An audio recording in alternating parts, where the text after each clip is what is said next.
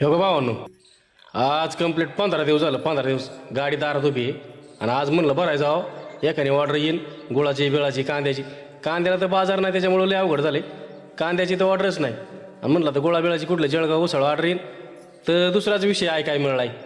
Diesel वाढलं diesel. आणि काय करायचं आता म्हणलं आज भरायला जाऊ तर डिझेल वाढलं. बाडी तर आहे तर तीच आहे. आम्हाला एवढं वाढली 10-20 रुपयाने 90ची 100 80ची 90 झाली.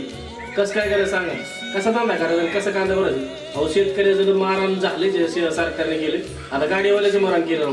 हा कसं तरी जगू द्या. टोल नाका वाढवलं पोलिस ताप देतात रस्त्याला. आता काय करतो लई टेन्शन आली. आता जेवतो ही भाकर खातो आपलं मूस काढून झोपतो. आता उठतच नाही 2 दिवस. काय करणार काय सांगा धंदा कसा करायचा. दुखी मन